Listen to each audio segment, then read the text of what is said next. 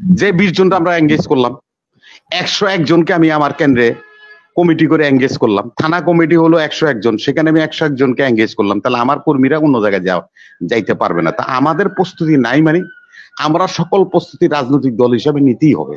এটা রাজনীতির একটা মূল আইডিওলজি এবং আইডিয়া, এবং এটাই নির্বাচন কেন্দ্রিক দলগুলি করে থাকে সবসময়। আপনার তো নির্বাচন করতে করতে এই পর্যন্ত আছে, ইউনিভার্সিটি নির্বাচন করছেন, বিভিন্ন নির্বাচন পরিচালনা করছেন। রাজু ভাই বলেন, এই অবস্থা হলে কেউ নির্বাচন করবে কিনা? এরশাদ জেলে থেকে তো 5টা সিটে এমপি হয়েছে না? কেন হয়েছে? সেই সময় কি কোন দলের অধীনে নির্বাচন হয়েছিল?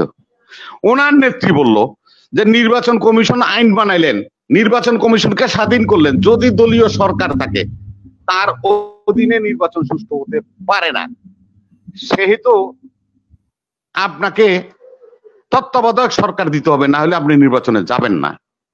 আজকে যেই নির্বাচন নিয়ে আপনারা কথা বলছেন, মিলন ভাই এখানে আছে, রাজু ভাই আছে, দুজনে জ্ঞানী মানুষ, একজন শিক্ষাবিদ। ভারতকে যদি আমি মডেল ধরি, এখন এই মুহূর্তে ভারতে যে নির্বাচন হচ্ছে, ভারতের পার্লামেন্ট রহিত আছে, পার্লামেন্ট বাতিল করে দিয়ে সবাই সেখানে নির্বাচনে গিয়েছে। যারা এমপি ছিল তারাও নির্বাচন করতেছে সাধারণ পাবলিক হিসাবে। আমি এমপিতে দাঁড়াইছি সাধারণ পার্টি থেকে, আমিও সেম পাওয়ার নিয়ে সেখানে নির্বাচন করছি।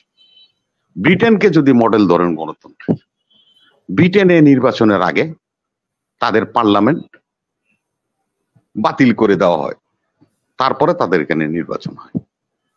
আমি মিলন ভাই এবং রাজু ভাই, আপনার দুইজন বিজ্ঞ মানুষ, যেভাবে নির্বাচন নিয়ে আপনারা ব্যাখ্যা দেন, জনগণের কাছে একটা রং মেসেজ যায়।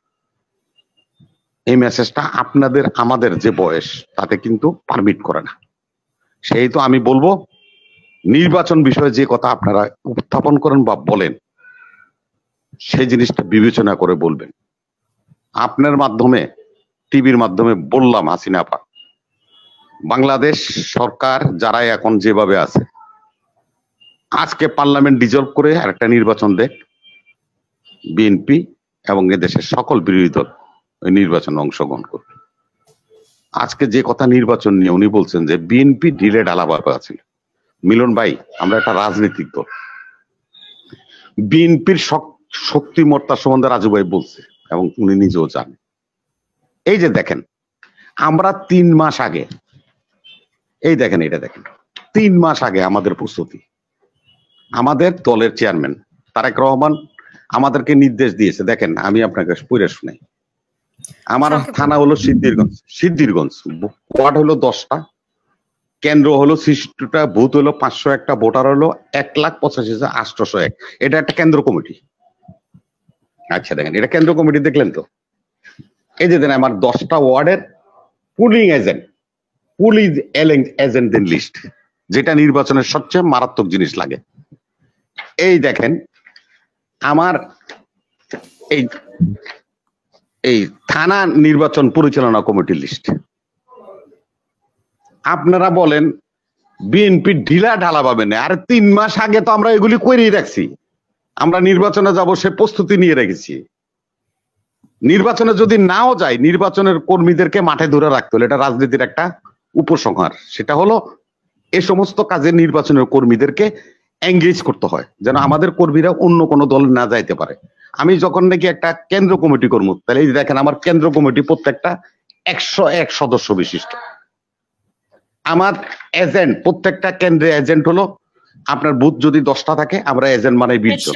তাহলে যে 20 জনটা আমরা এঙ্গেজ করলাম, 101 জনকে আমি আমার কেন্দ্রে কমিটি করে এঙ্গেজ করলাম। থানা কমিটি হলো 101 জন, সেখানে আমি 101 জনকে এঙ্গেজ করলাম। তাহলে আমার কর্মীরা অন্য জায়গায় যাইতে পারবে না। তা আমাদের প্রস্তুতি নাই মানে আমরা সকল প্রস্তুতি রাজনৈতিক দল হিসাবে নিতেই হবে। এটা রাজনীতির একটা মূল আইডিওলজি এবং আইডিয়া, এবং এটাই নির্বাচন কেন্দ্রিক দলগুলি করে থাকে সবসময়।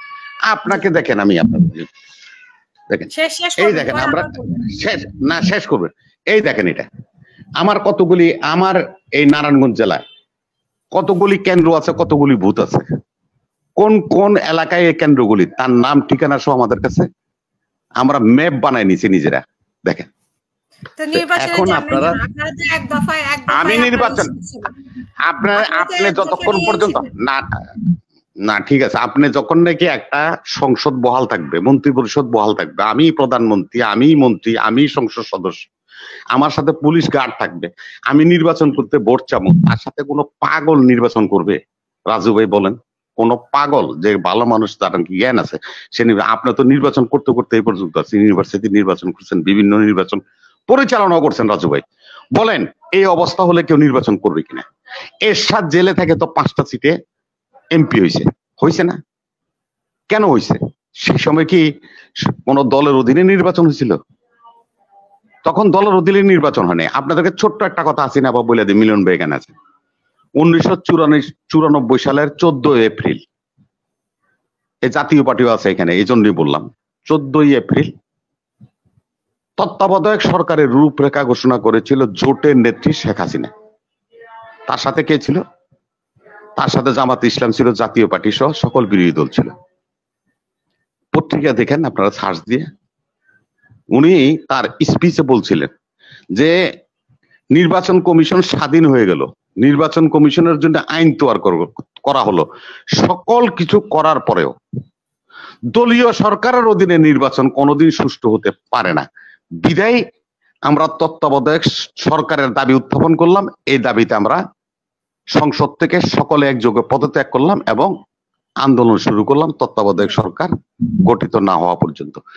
এই কথাটাই যদি আজকে আপনি বলেন, যে মিলন ভাইরা আজকে খুব রসালো করে কথাটা বলে, ওনার নেত্রী বলল যে নির্বাচন কমিশন আইন বানাইলেন, নির্বাচন কমিশনকে স্বাধীন করলেন, যদি দলীয় সরকার থাকে তার অধীনে নির্বাচন সুষ্ঠু হতে পারে না, সেহেতু আপনাকে তত্ত্বাবধায়ক সরকার দিতে হবে, না হলে আপনি নির্বাচনে যাবেন না।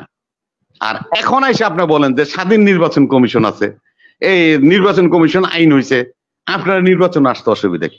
তখন আপনি নির্বাচন আসেন নাই কেন? এগুলি প্রশ্ন থেকে যায়। ধন্যবাদ।